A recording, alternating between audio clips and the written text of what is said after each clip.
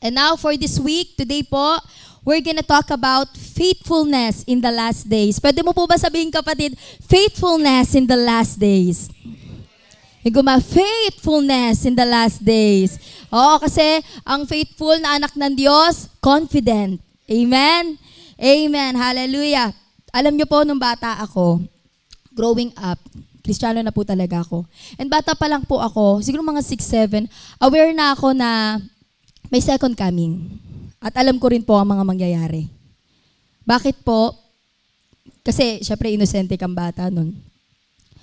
Pag kami gigisingin po ng mama ko minsan, sasabihin sa amin, magsisimba na tayo. Gumising na kayo niya pag dumating si Lord, iwan kayo. Ganun agad po ang ng mama ko. Iwan kayo kapag hindi pa kayo kumilos dyan. Ganun po. Ugali mo ha, pag ikaw naabutan ni Lord na ganyan, iwan ka. Ganun agad.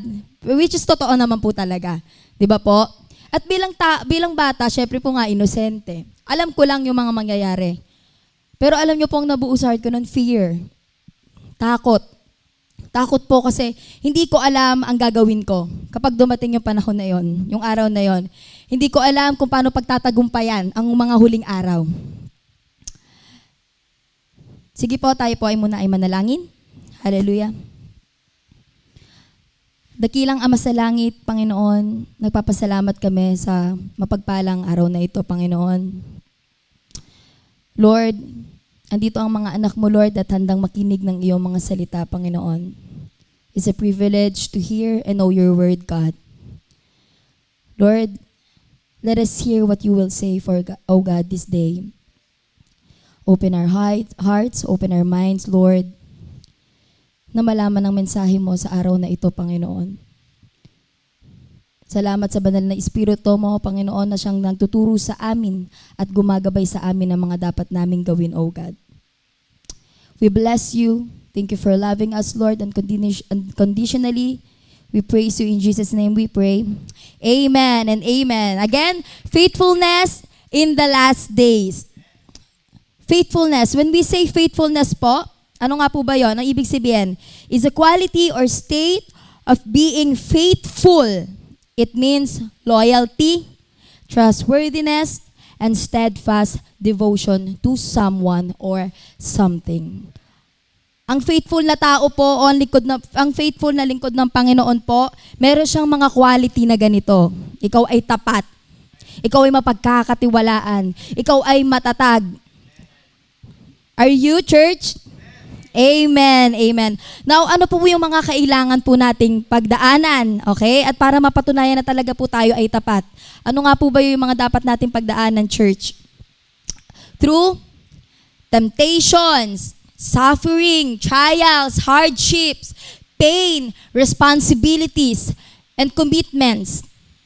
Amen? Ito po yung mga bagay na dapat nating pagdaanan para makita at mapatunayan na ang isang tao ay tapat. Amen? Tulad na lang po sa temptation. For example, sa buhay ng isang mag-asawa, yung relationship nila, nagpakasal kayo. Diba po? Nangako kayo sa isa't isa, till death do us part. Diba? Ikaw lang ang aking mamahalin. Natatawa Sister Eva. Ikaw lang ang aking mamahalin. Nakaka-relate po ba kay Sister Eva? Biro lang po. Ikaw lang ang aking mamahalin. Sa'yo lamang ako magiging tapat. Yes, ayan po yung na-receive ko sa asawa ko. And praise God kasi faithful naman siya. Amen. Purihin ng Diyos. Amen. Susunod po, kasama ko na yan dito. Amen. Praise God. Hallelujah. Now, paano mo masasabing faithful ka sa partner mo? Siyempre, hindi mo lolokohin. Amen? Hindi mo iiwanan. Hindi mo pababayaan. Amen? Ay, sis! Next naman po sa ating mga kaibigan, yung mga friends natin dyan. Siyempre po, pag ang faithful na friend, kapag ang kaibigan mo ay totoo, best friend, ayan ang mga madalas nakakaalam ng mga sikreto mo. Amen? Mga madalas nakakaalam ng sikreto mo. At paano ka masasabi na ikaw ay tapat na kaibigan? Of course, hindi mo marites. Huwag kang marites. Amen? Para napagkakatiwalaan ka. Sabi kasi po, ang faithfulness is napagkakatiwalaan. Amen? What else po? Suffering. Yung mga suffering, hardship, paghihirap po natin, yung mga problema sa pamilya. Amen? Nakakaranas ka ng rejection sa pamilya. Di ba po, away dito, gulo dito. Di ba po, walang hindi nagmamahalan. Sa trabaho, di ba po, sa trabaho, hindi ka na masaya, hindi ka nag-grow. Lalo na to financially po. Ito, madalas problema talaga ng mga tao to. Kahit sino, pera. Po, pwedeng hindi ka marunong magbayad ng utang. Hugot. Hindi ka pwedeng magbayad, hindi ka marunong magbayad ng utang o hindi ka marunong mag-save. Kaya pag dumating yung panahon na kailangan mo, wala kang panghuhugutan. 'Di ba po? Pero kapag ikaw ay faithful, marunong ka mag-ipon. Alam mo kung sino muna ang i-honor mo sa iyong pagbibigay. Sa iyong pera. Amen? Amen. Sickness. 'Di ba po? Ito, sabi nila, health is wealth. At napatunayan ko po yun dahil sa aking ina. Health is wealth. Kahit ano pong yaman mo, dami mong pera, ikaw ang pinakakilalang tao dito, tanyag ka dito sa buong mundo, kung may sakit ka naman, wala rin po. Kaya napakahalaga po na inaalagaan natin. Faithful ka sa Lord because our body is a temple of God. Ito ay templo ng Panginoon. So paano kanya gagamitin kung tayo naaabuso nito sa bisyo, sa maling pagkain ng mga maling pagkain? Amen? What else? Responsibilities po natin sa trabaho, sa mga anak natin. Diba po, yung mga responsibility, yung sinasabi kanina, being on time. Punctuality. Punctuality is a habit of being on time. And doing your commitment promptly. Amen? Dapat po, hindi lang yan, sa mga pinapagawa, sa task, assignment natin, di ba po, para mapagkatiwalaan ka talaga. Amen? Commitments. Hindi na po tayo lalayo. Dito sa loob ng church, napakahalaga po ng commitment. Tinatanong kami lagi ni Pastor, mga leaders, paano mo masasabing faithful ka? Through your commitments. Kasi ang commitments po, ano man ang pagdaanan mo, ano man po ang nararamdaman mo, pupunta ka dito at maglilingkod ka sa Panginoon. Amen? Amen. Kahit anong pagdaanan mo, anong nararamdaman mo, anong sitwasyon mo, diretso kanino po? Kay Lord. Amen? Kasi buong puso, yung personal mo, pag sinabing commitment yung personal mo, yung personal mo, nararamdaman mo, lahat yan. Surrender mo yan. And then gawin mo yung dapat mong gawin. Amen? Sa buhay po natin, Kristiyano ka man po hindi, parte na po ng buhay natin na makaranas tayo ng pagsubok. Amen? Parte yan. Normal po yan. Bilang tao. Sapagkat dito po natin malalaman kung talaga tayo ay, ulit-ulit, kung tayo po talaga ay matatag, mapagkakatiwalaan. At sa anumang trials na dumaan sa atin, kaya nating harapin. And of course, yung pananampalataya po natin bilang Kristiyano, napakahalaga po niyan. Paano ka lalalim kung hindi mo haharapin ang pagsubok? Amen? Amen. Alam niyo po, hindi madali ang maging faithful. Dahil ang tao po, pag nahihirapan, ayaw na. Yes, marupok ako, hindi ko to kaya. Kapag ang tao po nahihirapan, ayaw na. Tapos po kapag may dumaan lang na mga konting pagsubok, kailangan mo, wala kang choice, kailangan mo siyang pagdaanan. Susuko na, ayaw na. Ganyan po ang nature ng tao. Well, sino po ba ang gustong nahihirapan? Kaya nga po, ang sabi nila, masarap ang alin po? Crispy pata, biro lang. Masarap ang bawal. Kung saan madali, doon tayo. And mahirap po yun because if we rush things, we might make mistakes. Quality will suffer. And it won't turn out well. Kasi po kapag minadali mo lahat ng bagay, ito totoo po, walang challenge, walang testing, at wala kang matututunan. Worse, you will regret it later. Sana pala ginawa ko, di ba po? Ang pagsisisi ay laging nasa huli, sana pala ginawa ko to. Di ba po? Katulad na lang po, sino mahilig dito sa mathematics? Pass. Mathematics, hindi ako. Alright. Sige, parang lahat naman tayo, karamihan sa atin ay sa mathematics. Kasi nga mahirap siya. Talagang minsan gift na lang din para maunawa mo ang mathematics. Now, para mas maunawaan po natin, hindi mo masosolve ang isang solution kung hindi ka gagawa ng formula. Tama ba, Mishi? Equation, yes. Thank you for correcting me. Hindi mo masosolve ang isang solution, ang equation kung hindi ka gagawa ng formula. Tama? Hindi mo malalaman, thank you, Mishi, hindi mo malalaman ang sagot. Amen? At yung formula na yun, ayun yung proseso. Ganon din po sa ating mga buhay. Kung hindi mo pagdadaanan yung proseso, hindi ka makakadating sa dulo. Hindi mo malalaman ang sagot. Sabi ni Lord sa John, "You do not realize now what I am doing, but later you will understand." Paano mo mauunawaan? Okay? Kung hindi ka mananampalataya, kung hindi mo susubukan, kung hindi mo gagawin. Amen? Sometimes, we need to go through the process. Even if it's hard, even if it's painful, but I'm telling you, kabatid, the result will always be worth it. Amen? The result will always be worth it. Now, let's go on po to our text verse. Our text verse is Matthew chapter 24, verses 3 to 14. Basahin po natin, maiksi lamang po ito. Tagalog ko na lang po para mas maano, kasi Pilipino tayo. Si Pastor Paul. Biro lang po. Mas komportable po ako sa Tagalog. Amen. Mga kahirapan at pag-uusig na darating. Habang si Jesus ay nakaupo sa bundok ng mga olibo, palihim siyang tinanong ng kanyang mga alagad, "Kailan po ba mangyayari ang mga sinasabi ninyo? Ano po ang magiging palatandaan ng inyong muling pagparito at ng katapusan ng mundo?" Sumagot si Jesus, "Mag-ingat kayo upang hindi kayo mailigaw ni numan. Maraming paparito sa pangalan ko at magpapanggap na sila ang Kristo. At marami siyang maililigaw. Makakarinig kayo ng mga labanan at makakabalita ng mga digmaan sa iba't ibang dako. Ngunit huwag kayong mababahala dahil talagang mangyayari ang mga iyon. Bagamat hindi pa iyon ang katapusan ng mundo. Maglalaban-laban ang mga bansa at gayon din ang mga kaharian. Magkakaroon ng taggutom at lilindol sa maraming lugar.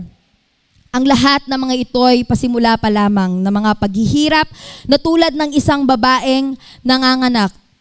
Pagkatapos ay kapupuutan kayong lahat dahil sa inyong pagsunod sa akin. Isasakdal kayo upang pahirapan at patayin. At dahil dito'y marami ang tatalikod sa kanilang pananampalataya. Mapupuot sila at magtataksil sa isa't isa. Marami ang magpapanggap na propeta at ililigaw ang mga tao. Lalaganap ang kasamaan, kaya't manlalamig ang pag-ibig ng marami. Ngunit ang mananatiling tapat hanggang wakas ang siyang maliligtas. Ipapangaral sa buong sanlibutan ng magandang balita. Balitang tungkol sa kaharian ng Diyos ng lahat ng mga bansa at saka darating ang wakas. Praise God for His word. Hallelujah. So, ang concept po nito is, Jesus is the one speaking here po. Si Lord na nagsasalita dito at nakaupo siya sa Mount of Olive at bigla po siyang nilapitan ng kanyang mga disipulo. Lumapit ang mga disipulo sa kanya at siguro na-curious sila, ano ang mangyayari. Siyempre, wala naman po nakakaalam sa atin ng future. Ano ang mangyayari po, palatandaan, mga senyales na ay nasa huling araw na tayo. So sa mga binasa po natin, no, hindi po ito gawa-gawa lang ng Biblia o hinulaan lamang po. O kung sino man ang nagsasabi na ito ay fantasy lamang. Seryosong bagay po ito. Sapagkat ito po ay propesiya noon pa lamang na ngayon ay nangyayari na. Amen? At nakikita na po natin to at nararanasan po natin ngayon. Di ba po? Ano po yun? Sa bansa naglalaban. Israel. Sino pong kalaban ng Israel? Sino pong kalaban ng Israel? Sino po ang kalaban ng Israel? Sarili niya. Joke lang. Sino po ang kalaban ng Israel? Kung nanonood po kayo ng balita. Sige, titingnan ko po kung aware kayo. Yes. Thank you, Pastor. Si Pastor lang po ang nakasagat. Hamas. Dapat po aware tayo sa mga nangyayari. And lagi po, alam nyo po, laging tinitira ang bansang Israel. Lagi pong tinitira yan. At ano pa po ngayon nangyayari? Naglindol. Di ba po? Nakikita na rin po natin ang pagtigas at pagiging matigas na ulo ng mga tao. Tama po ba? Kumbaga, ang sinusunod na lang nila ay kung ano yung gusto nilang marinig. Ano po ang mga mangyayari? Magkakaroon po ng false prophets. False prophets will arise to lead many astray. Tayo po ay i-deceive, iligaw. Andiyan po ang widespread wars. O, yun na nga po sinabi ko sa inyo. Yung mga bansa nagkakagulo na, naglalaban-laban. Famines, tagutom. Ito, kahit papaano, nakakaraos pa naman tayo. Hindi pa naman nakakaano ng gutom. Maliban na lang talaga sa walang-wala. Earthquakes. Kasi po itong famines na to talagang mararanasan ng bawat isa. Talagang, alam niyo po, yung siksik-sik yung mga ganun. Earthquakes. Yan po, ang earthquakes. Kaya na po, recently lang, no? Una Cebu, ngayon Davao. Pero may mga pag-alog na rin po sa Metro Manila, 4.0 magnitude. Pero ang sabi dito ng Lord, it's just a beginning. Simula pa lamang po ito. Lahat ng ito, mangyayari na ito. The persecution of believers. Sa totoo lang, bilang Kristiyano, ito yung pinakamahirap sa part natin. Kasi itong mga earthquake, mga ganyan mararanasan yan. Pero unbeliever, hindi nila mararanasan na mag-persecute. Sila pa ang magpa-persecute sa atin. Tama po ba? And love to grow cold because of increasing lowliness. Ito po yung sinasabi ko kanina, wala nang pinagkikinggan ng mga tao. Mawawala ang pag-ibig, ang pagmamahal sa bawat isa. Ang tindi po, no? Kaya po talagang, alam nyo po habang inaaral ko to, sabi ko nga po kanina, aware ako, pero nung pinag-aralan ko siya, sabi ko, Lord, ang bigat naman ito. Ako bang dapat mag-share? Pero sabi ng Lord, kailangan mo ding malaman yan. Okay? Kasi ako po naranasan kong matakot. Nung hindi pa po ako part ng Firestarters Church, from CRC to Firestarters Church, hindi pa ako part ng talagang nagseseryoso sa Panginoon. Alam niyo po, naranasan ko talagang, ang paniniwala ko sa second coming, takot-takot talaga. Balisa ako pag naririnig kong, may classmate ako, Christian siya. Sabi niya, bigla ba naman tumawag 3:00 ng madaling araw, parating na si Lord. Ang sarap po ng tulog ko, bigla mong tatawag ka ng gano'n na, ring, ganyan. Wala pang doon, wala pa masyadong sa Facebook. Ring, sabi niya, kamusta ka? Parating na si Lord. Sabi, ako naman, dahil nga takot, tingin ako sa mga senyales agad sa labas sa langit, yung buwan bilog na bilog. Tapos ewan ko ha, pero paranoid ako sa ganun. Hala, nakakasiksik ako sa gilid na, ito po totoong nangyari to ha, nakagilid ako doon, tapos bumaba ako, hindi ako mapakali. Kasi nga po, alam kong hindi ako maliligtas. Kasi wala pa akong relasyon na maayos sa Panginoon. At hindi ko alam kung ano yung gagawin. Babalikan ko nga yun eh. Joke lang. Natakot po talaga ako nun. Kaya po, inahalin tulad po ang pagdating ng Panginoon Diyos po sa babaeng nanganganak. Ako po bilang nanay, yung mga kananayan natin dito, napakasakit po talagang manganak. Lalo na kapag first time mom ka. Ang sinasabi nga lagi ni Pastor, ang una daw pinakamasakit na maranasan tao ay yung masunog ka. Pangalawa ay yung nanganganak ka. At masakit po talaga, kaya nga yung iba pag hindi kinaya. Di ba po? Kaya po nung moment na first experience ko na palabas na yung si Amara, hala, ganito pala yung feeling, nagwawala ako sa ospital. Kasi may na po ang tolerance ko sa pain. Sabi po nila, itatali ka namin, ganyan. Kasi para sabihin nila, ang OA po talaga naman kasi na reaction ko. Kasi para ka nang mamamatay. Lalo hindi mo pa nararamdaman yung ganong pain, masakit po talaga, matindi. Tapos palabas ng palabas, akala ko yung isang malaking Ganon din po sa pagdating ng ating Panginoon. Papalapit na papalapit. Isipin na lang natin pababa si Lord ng pababa. Amen? At patindi ng patindi. Kaya hindi na po nakakapagtaka. Ang sabi ni Lord, di ba? Huwag kayong matakot, mangyayari talaga tong mga to. Amen? Alam niyo po, kaya po nating harapin ang mga problema sa ating pamilya. Kung hindi po natin kayang harapin ang mga problema sa ating pamilya, yung mga personal na natin problems. Di ba po? Paano pa po kaya natin haharapin na itong mga mangyayari sa huling araw na halos pwede po nating ikamatay nang dahil lang po tayo naging tapat sa ating pananampalataya. Amen? Alam niyo po, kung babasahin niyo po ang Matthew chapter 24 po talaga. Sabi ko sa inyo, makakaramdam ka ng fear eh. No po? Pwede kang maniwala, pero, pwede kang, pag wala kang pananampalataya, pag wala kang pananampalataya, at hindi mo nauunawaan, pag binasa mo ang Matthew 24, pwede kang hindi maniwala. Or pwedeng maniwala ka pero makakaramdam ka ng takot. Wala, mangyayari ba talaga to? Ganyan. That's why we need faith in God. Amen? We need faith in God in order to endure and overcome the last days.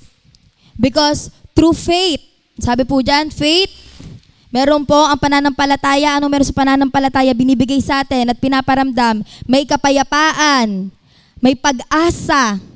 Amen? Na hindi tayo pababayaan ng Panginoon. May pag-ibig. Ikaw ay nagtitiwala. Kapatawaran. Kaya nga po from the word faithful. Amen? Faithful. Excuse me. Now, to be truly faithful, we must first know the one in whom we place our faith. Siyempre po, para tayo ay maging tapat na tao at lingkod ng Panginoon, dapat po alam natin kung sino ang ating pinapanampalatayaan. Amen? Kapag naririnig po natin ang word na faithful, ano pong unang pumapasok sa atin? Isip natin, sino po yon? Ano po yon? Sino? Kapag faithful, sino po unang pumapasok sa isip natin? Si Lord. Amen. Si Lord lang. God Himself. Sino po ba si Lord? He is a God. God is love. It says in 1 John 4:8, whoever does not love does not know God. Because God is love. Amen? Mismo si Lord ang pagmamahal. Amen? Siya mismo ang pag-ibig. Hindi yun mahihiwalay sa kanya nature na ni Lord yun. Second is God is faithful and true. It says in Deuteronomy chapter 7 verse 9, know therefore that the Lord your God is God. He is faithful God, keeping His covenant of love to 1,000 generations of those who love Him and keep His commandments. Amen. Dapat po malaman natin na ang Diyos na pinapanampalatayaan natin at bibigyan natin ng pagtitiwala ay Diyos na mismo siya ay tapat. Tapat siya sa pangako niya, tapat siya sa mga pinapagawa niya sa atin na mapagtatagumpayan natin ito. Amen? Amen. Yun pala mga po na alam niyo po yun sa simpleng pagsubok, Lord, ikaw to. Di ba po? Kasi hindi ko to kaya eh. Sino magbibigay sa atin nun? Sino pinagkatiwalaan natin? Alam natin si Lord. Again po kay Mama. Sa buong journey ng, sa buong journey ng, ng pag nadala siya sa ospital, nagkasakit siya, nakita namin ang faithfulness ng Panginoon. Sa mga ginamit na tao, sa mga babayaran, hindi po kami pinabayaan ng Panginoon. At higit po sa lahat yung kalakasan na ibinigay niya kasi si Mama mahina po sa pain. So siguro yung mga taong hinahina at walang pananampalataya sa Panginoon, hindi kakayanin yon. Amen? The third one is God is all-powerful. Jeremiah 32:17. As sovereign Lord, you have made the heavens and the earth. By your great power and outstretched arm, nothing is too hard for you. Sabi mo nga sa Lord, nothing is too hard for you. Amen. Wala pong mahirap sa ating Panginoon. Mismo ikaw, tignan mo na lang yung sarili mo po, kapatid. Yung nature, yung animals, di ba po? Yung dagat, langit at lupa, kung titignan natin, magtataka ka ba kung gaano pa ka-powerful ang Diyos na sinasamba natin at pinagkakatiwalaan. Amen? He is all-powerful. Number 4, God is forgiving. Psalms 86:5, for you, Lord, are good and forgiving, abounding in love to all who call to you. Alam niyo po ito, malaking factor din po na malaman natin na ang Diyos natin ay mapagpatawad. Dahil ang kaaway, grabe kanyan illure sa identity mo. Dapat po malaman natin na ang Diyos natin, mismo siya, He is a forgiving Father. Okay? Walang kasalanang hindi po kayang linisin at patawarin tayo ng Panginoon. Kahit anong dumi mo, maraming taong ayaw nang tumuloy. Ayaw nang magpatuloy sa Panginoon kasi tingin nila sa kanila, Lord, malaki kang Diyos eh. Ito lang ako eh. Ay, may maliit yung tingin mo. Pero kung alam mo kung sino ka, your identity, you're a child of God. Anak tayo ng Panginoon.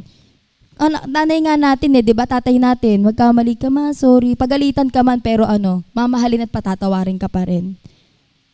Kahit nagkamali ka, pinakamaganda doon, He will cleanse you. Di ba po?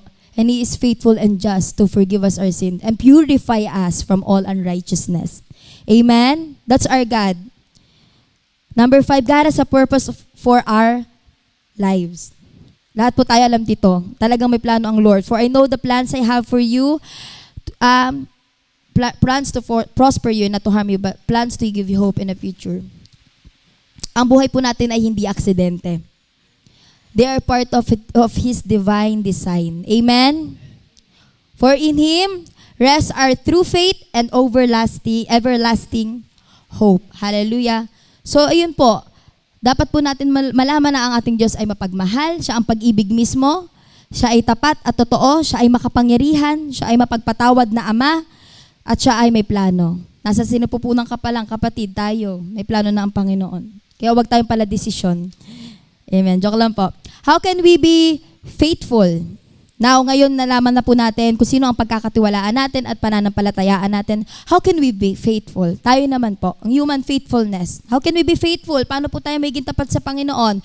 Number 1 is depending on God. When we say depending on God, dapat po tayo ay dumedepende sa Tagalog, of course.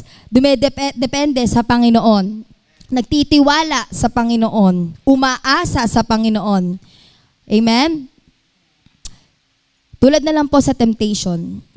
Paano mo masasabing dumedepende ka sa Panginoon at nagtitiwala ka? Sabi sa 1 Corinthians 10:13, no temptation has overtaken you except what is common to mankind. And God is faithful. He will not let you be tempted beyond what you can bear. Praise God. But when you are tempted, He will also provide a way out so that you can endure it. Praise God. Our God is truly faithful. Hindi ka niya talaga pababayaan pag nagtiwala ka sa kanya, kapatid. Ano man ang kasalanan na iharap sa'yo ng kaaway, sa kahinaan mo gamitin niya sa'yo, yung sitwasyon mo gamitin niya sa'yo, akiting ka man, di ba? Harapan ka man ng kahit ano dyang, di ba, kasalanan. Hindi ka itatablan eh. Amen? Kasi tapat ako sa Panginoon ko. Tapat ako sa Panginoon ko. Katulad ng isang alipin sa kanyang amo. 'Di ba? Wala siyang ibang paglilingkuran. Kasi may amo siya at ganoon din tayo sa ating Panginoon. Amen po ba? How about po sa problems and trials? It says in Isaiah 41:10, so do not fear, for I am with you. Do not be dismayed, for I am your God. I will strengthen you and help you. I will uphold you with my righteous right hand. Hallelujah. Sabi ni Lord, pag pinanghihinaan ka, bibigyan ka niya ng kalakasan. Sabi ni Lord, pag hindi mo alam ang gagawin, bibigyan ka niya ng talino. Sabi ni Lord, pag hindi mo kayang labasan ng problema mo, bibigyan ka niya ng pintuan, palabas. Our God is faithful. Amen? Amen. How about sa suffering po? It says in Revelation chapter 21 verse 4, He will wipe every tear from their eyes. There will be no more death or mourning or crying or pain, for the old order of things has passed away. Hallelujah. Ano man ang mga paghihirap, nasasaktan ka man ngayon, kapatid. Hindi ko alam kung ano ang pinagdadaanan mo po ngayon. You are suffering, ano man, sa sakit man, emotionally, mentally. Si Lord lang po ang nakakaalam niyan.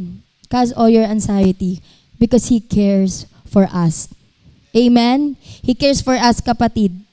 Lahat ng yan, lahat ng hinagpis, lahat ng kalungkutan, lahat ng sakit, He will wipe away. Amen? Amen. And again po sa plans, balik po tayo Jeremiah 29:11.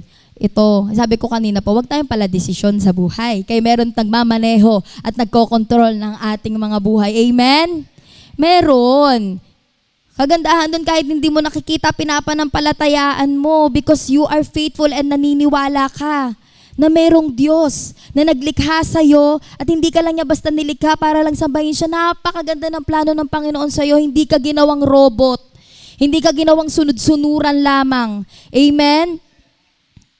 Bigyan niya tayo ng kalayaan na mamili sa buhay natin. Na huwag natin sayangin yung freedom na yon. Piliin natin laging ipagkatiwala sa Panginoon ang plano natin, ang anuman ang dreams natin. Amen? Hallelujah. The second one po is living by God's Word. Paano mo po sasabing living in God's Word? Ikaw ay namumuhay sa salita ng Panginoon. Of course, dapat po sinusunod natin kung ano ang mga nakalagay o prinsipyo at katarungan ng Panginoon. Meditate this word. Joshua 1:8, keep this book of the law always on your lips. Meditate on it day and night so that you may be careful to do everything written in it. Then you will be prosperous and successful. Alam mo kagandahan sa Panginoon. Sa totoo lang, hindi madali ang pinagagawa ng Lord. Pero tayo rin po ang magbe-benefits, no? Kasi sabi ni Lord, you will be prosperous and successful. Para sa yun. Kasi bakit? Anak ka ng Diyos eh. Amen? Anak ako ng Diyos, anak ka ng Diyos. Amen? Next one po is yun, commandment. Sabi niya po, John 14:15, if you love me, keep my commandments. Alright? Keep my commandments. Dapat po isinasabuhay natin ang pagsunod sa Panginoon. Ano man po ang trials natin ano man po ang pagdaanan natin, pipiliin mong sumunod. Kahit feeling mo napapahiya ka na, alam niyo po 'yon, kahit feeling mo kahit nararanasan mong pine-persecute ka na, alam mo, sinusunod mo pa rin ang prinsipyo at kautusan ng Panginoon. Next one is be firm in the faith. Stand firm in the faith. 1 Corinthians 16:13, be on guard. Stand firm in the faith. Be courageous. Be strong. Amen? Be strong. Wala ka pong dapat katakutan. Lalong-lalo na itong maging firm ka sa faith mo, sa huling araw, kailangan to natin bilang Kristiyano. Kasi kung ngayon pa lang, hindi pa masyadong mahirap, hindi ka na firm, ay kawawa po tayo sa huling araw. Amen? Okay, for the third one po, last is displaying the fruit of the Spirit. It says in Galatians chapter 5, verses 22 to 23, but the fruit of the Spirit is love, joy, peace. Ano to? Ang isulat ko, sorry. Diyan na lang po ako English kasi. Forbearance, thank you. Kindness, goodness, faithfulness, gentleness, and self-control. Against such things, there is no law. Amen. Amen. Ayan po ang prutas ng banal na Espiritu. Bakit po importante na meron tayong prutas ng banal na Espiritu? Why is it important that we have the fruit of the Holy Spirit? Because it demonstrates a genuine relationship with God, brings transformation, and allow believers to positively impact others. Wow, ang ganda po nun. Amen? Dapat our lives must change by the Holy Spirit. Ibig sabihin, kung nakikita sa iyo ang prutas ng banal na Espiritu, ay may relasyon to sa Panginoon. Ay lingkod to ng Panginoon. Ay tapat tong lingkod ng Panginoon. Amen? Now, ayan po yung mga kailangan natin para mapagtagumpayan. Okay? Ma-overcome po ang huling araw. We must depend on God. Number 1, depend on God. Recap lang po. Second, living by God's Word. And the third one is displaying the fruit of the Holy Spirit. Tatlo lamang po. Alam kong hindi madali, pero kapag ikaw ay may uhaw at may papagpakpakong babakang lalapit sa Panginoon para baguhin ka, amen? Para magkaroon ka ng relasyon sa Kanya, then kailangan po talagang mangyari. Amen? Ito po ang mga tatak ng isang tapat na Kristiyano o anak ng Diyos. Verse 13, ang sabi po doon, ngunit ang mananatiling tapat, take note po, tapat, hanggang wakas, ang siyang maliligtas. Amen. Nais po ng ating Diyos na tayo ay maging faithful para tayo ay maligtas at sa wakas ay makapiling na siya. Gusto mo po ba yon? Gusto niyo po ba yon? Kanina sabi ni Pastora sa building blocks, parang wala tayo minsan walang pakialam sa time, sa commitments, sa church, because hindi mo nakikita si Lord. Pero kapag tapat ka ng Diyos, wala lang sa'yo yung ibigyan ka ng tamang oras. Ito po natutunan ko. Pag binigay ni Lord pag sinabi ng leader mo, ng pastor mo, punta ka sa ganito, you must be excited. Amen? We must be excited po.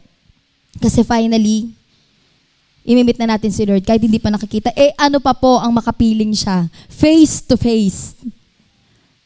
Akala ng mga disciple noon, sila ang makakakita kay Jesus. Tayo rin.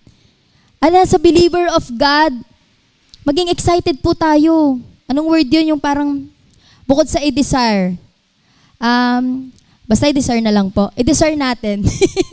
Ang lalim na Tagalog nung nasa dulo ng dila ko, sorry. So, dalawa lamang po ang pipiliin natin sa ating buhay. Are you gonna be faithful or unfaithful? Dalawa lang po yan. Walang labis, walang kulang, walang iba. And mahirap po parehas yan. Sa totoo lang. Mahirap po parehas yan. Pero doon po tayo sa maganda ang resulta. Amen? Ano po ang ino-offer ng faithfulness? Kaligtasan. Sabi po dyan, kaligtasan. Well, kung ikaw ay unfaithful, meron siyang eternal separation to God. A loss of divine favor and guidance. We are nothing without the Lord. Malinaw po sa Biblia yan. Dahil sa Kanya tayo nagmumula. Verse 14. Ano po ang sabi sa verse 14? Ipapangaral sa buong sanlibutan ang magandang balita. Ito balitang tungkol sa kaharian ng Diyos upang magsilbing patotoo sa lahat ng mga bansa at saka darating ang wakas.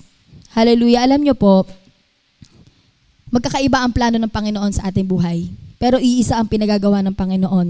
Ano sabi niya po doon? He said to them, go into all the world and preach the gospel to all creation. Sa pagiging faithful mo sa Panginoon, ito pa rin yung ginagawa mo. Amen? At ito pa rin yung gagawin mo. Ikalat ang mabuting salita ng Panginoon sa mga kapatid nating nawawala at hindi pa nakakakilala sa Kanya. Amen? May purpose tayo, kapatid. May layunin tayo para sa Panginoon. Bukod sa tayo magbe-benefits dito ng mga bagay sa mundo na ipagkakaloob ng Lord, syempre meron din para sa Panginoon. Amen? At walang kahit anong trabaho, walang kahit anong bagay dito sa mundong ito ang makakapantay sa pagsunod mo sa gawain para sa Panginoon. Amen? Amen. I understand minsan tayo po ay napanghihinaan. Minsan ayaw na. Lalo na pag napapadala tayo sa emosyon natin. Nararanasan ko rin po yan, madalas nga eh. Pero lagi lang ako binabalik ng Lord sa commitment ko. Masakit ang makorek, nakakahiya. Kasi ma-expose yung mga bagay na tinatago mo. Pero kailangan yon so you can be faithful. A faithful servant of God. Amen? Amen. For my conclusion po, Proverbs 3:3-4. Let love and faithfulness never leave you. Bind them around your neck. Write them on the tablet of your heart. Kahit hindi ko po to explain, alam nyo na eh. Huwag mong hayaan maiwalay sa iyo, kapatid. Huwag mong hayaang mawala sa iyo ang pag-ibig ng Diyos, ang pag-ibig mo sa Kanya, ang katapatan ng Diyos at katapatan mo sa Kanya. Well, ang faithfulness ng Lord, hindi nawawala yan. Tayo lang. Alam niyo po, sabi sa 1 Samuel chapter 15, yung inalis ni Lord, yung anointing kay King Saul. Kasi hindi siya sumunod sa Lord eh. Ang sabi doon, ang maluwalhati nating Diyos ay hindi pabago-bago ng isip. At hindi rin siya pabago-bago ng salita. Ang tao lang naman ang pabago-bago ang isip at salita. So ang Lord natin ay consistent. He is consistent. At bilang tao, tayo, mahina tayo. Wala tayong kakayanan. Kaya kung wala ang Panginoon sa buhay po natin, wala rin tayo. Kaya matuto po tayong magpakumbaba na, Lord, we need you. I need you, Lord. Hindi ko to kaya ng mag-isa. Hindi ko kayang maging tapat sa huling araw. Seryoso pong bagay ito. Masasabi mong kaya mo ngayon kasi hindi mo pa nararanasan. Pero pag tumading, dun mo makikita kung tapat ka talaga, Diyos. Kaya ngayon pa lang, kapatid, maging tapat na tayo. I'm so blessed sa mga kaluluwa na nandito. Kasi umulat umaraw andito kayo. You're a faithful servant of God. Amen. We're in the very last days. Mga kapatid, bilang Kristiyano at lingkod ng Lord, I know na magiging mahirap at masakit ang pagdadaanan po natin. Para gusto mo na agad umayaw, di ba? Kung wala kang pananampalataya. Pero andito ka ngayon at narinig mo ito. Tinawag tayo ng Lord, kaya dapat gawin natin ang dapat natin gawin hanggang makasama na natin siya. Sinabi ng Lord, ang mga bagay na ito, hindi para tayo ay matakot. Hindi po sinabi ni Lord to. Okay, sasabihin ko sa inyo sa disipulo. Hindi po tayo matakot. Si Lord mahilig siyang, alam mo bakit po niya ito sinabi? Para tayo ay balaan at maging handa. Amen? Si Lord napakabuti, lagi niya tayo wina-warningan. Simula pa lamang, di ba po kay Adam at Eve, huwag niyong kakainin yan. Kasi ito mangyayari sa inyo. Kasi ama siya eh. Magulang natin siya. Alam niya kung ano yung pwedeng mangyari sa atin, kaya binabalaan pa lang tayo. Kaya sa mga anak ko, huwag kayo dyan. Delikado dyan. Ganun po ang pagmamalasakit, compassion ng Panginoon sa mga anak niya. Amen? Tayo lang naman ang matigas ang ulo eh. Tayo lang yung paulit-ulit. But our God is faithful. Ulit-ulitin ko po yan, our God is faithful. Because before, hindi ko naunawaan, naging faithful. Faithful si Lord. Ibig sabihin, hindi siya nagbabago. Tayo lang. The result will always be worth it. Amen? Alam niyo po, pag binasa niyo ang Revelation, mas matatakot kayo. Maraming mga matatalinong tao ang inaral ang Revelation, pero nasiraan po sila ng ulo. May mga nasiraan ng ulo kasi walang nakakaalam. Hindi mo kailangan mas malaman pa ano pa yung mga specific na mangyayari. Ito, kapatid, you have to be faithful. Ito lang ang kailangan. You just have to be faithful. Enough na to na sinabi ni Lord, ito ang mangyayari. Now, sinabi rin ng Panginoon sa atin ano yung mga bagay na dapat gawin natin. Just to be faithful. Kaya po hinalin tulad ng Lord ang relasyon natin sa isang mag-asawa. Ulitin ko po, kaya inahalin tulad ni Lord sa mag-asawa. Ang revelation po, hindi tayo matakot dyan. Revelation is a love letter of God to us. Love letter ni Lord po yan sa atin. Kasi finally, our groom and the bride will meet on the clouds. Amen? Katulad po ng mag-asawa, di ba po, lalakad sa altar, imimit niya yung bride na. Ganun din ang Panginoon. So, hindi po dapat pala kinakatakutang revelation o mga mangyayari in the last days. Kasi ito ay love letter ng Lord sa atin. At kung ikaw ay totoong lingkod at may relasyon ka sa Panginoon, wala kang ikakabahala. Amen? Just be faithful. And finally, we will hear Him saying these words to us. Well done, my good and faithful servant. Amen. Sino pong gustong marinig yon sa ating Panginoon? Ilonging po natin yon. Sinasabi ko kaninang kasagutan sa proseso. Ito po yon. Marinig natin ang well done, my good and faithful servant.